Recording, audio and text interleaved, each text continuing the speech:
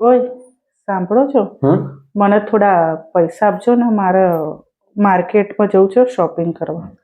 તે એમાં આટલું ડરી ડરીને શું કરવા પૈસા માંગે છે? હું તારો ઘરવાળો છું, તારો પતિ છું. ડરવાની જરૂર નથી. તારે જેટલા જોઈતા એટલા પૈસા તને મળશે. બિંદાસ માંગવાને. એક કામ કરજો, હું તને શીખવાડું. એ રીતે તારે માંગવાની ટેકનિક ખોટી છે. હું તને શીખવાડું. ચાલ તો અહીંયા બેસી જા. તો બેસી જા.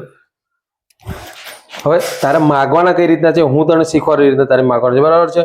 તું ધારી લે કે તું પતિ છે અને હું પત્ની છું. હું તારી જોડે પૈસા માગવા આવું છું, બરાબર છે? એટલે આ રીતના તારે માગવાના છે, બરાબર? હું આવું છું, તું વેઇટ કર.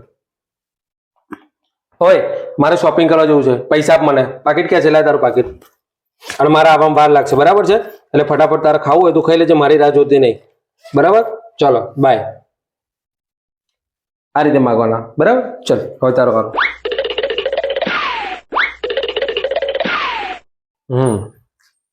ઓય સાંભળો છો? પૈસા આપો મને, શોપિંગ કરવા માર્કેટમાં જવું છે. લાવો. અને આવવામાં મારે મોડું થઈ જશે, બરાબર? ઓકે? કેવું? સરસ સરસ.